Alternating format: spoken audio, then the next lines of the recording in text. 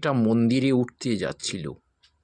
পুরোহিত মশাই বললেন, খবরদার, তুমি মন্দিরে উঠবে না, কারণ তুমি অশুচি। মেয়েটা তখন ঋতুমতী ছিল, সেই জন্যে পুরোহিত মশাই তাকে মন্দিরে উঠতে দিল না। এর পরের ঘটনা খুবই আকর্ষণীয়, দেখতে থাকুন। মন মন্দির, মন মসজিদ, মন তীর্থস্থান, মনের মিলে মেলে মেলে ভগবান। আপনারা যারা 24 পরগনা ঘরে বাস করেন, তাদের প্রত্যেকেরই বাচ্চা হওয়ার পরে ষষ্ঠী পূজার প্রচলন আছে।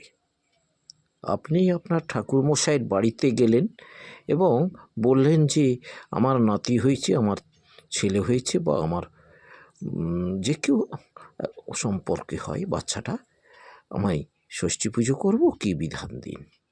তখন ঠাকুরমশাই আপনাকে বলবে, কতদিন হয়েছে? না, 21 দিন হয়েছে, ষষ্ঠী পুজো করা যেতে পারে। আপনি বললেন হয়তো 1 মাস হয়েছে, ঠিক আছে, ষষ্ঠী পুজো করা যেতে পারে।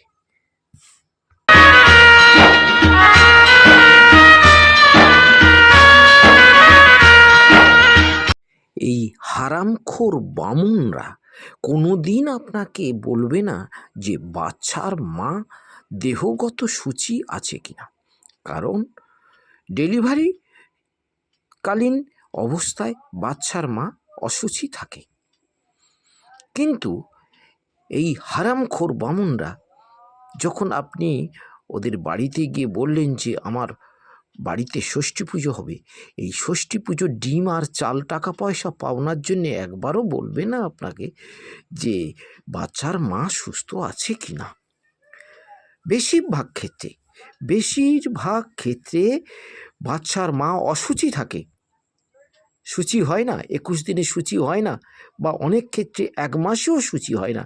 সেই অসুচি অবস্থায় ষষ্ঠী পুজো এই হারামখোর বামুনরা আপনাদের বাড়িতে গিয়ে অনুষ্ঠিত করবে। একবারও আপনাকে বলবে না যে বাচ্চার মা সূচি হয়েছে কিনা। কিন্তু যে মেয়েটা মনে আশা নিয়ে এসেছে মন্দিরে উঠে বাবার পূজা দেবে বা মায়ের পূজা দেবে, তার মনোগত অভীষ্ট নিয়ে সে মন্দিরে এসেছে, মন্দিরে আরাধনা করবে, তাকে মন্দিরে উঠতে দেওয়া হবে না, কারণ সে ঋতুমতী হয়েছে, তাই উঠতে পারবে না, ভালো কথা। কিন্তু যে বাচ্চার ষষ্ঠী পুজো হচ্ছে তার মা তো সূচি হয়নি, এখানে কি করে ষষ্ঠী পুজো করলো ওই হারামখোর বামুনরা?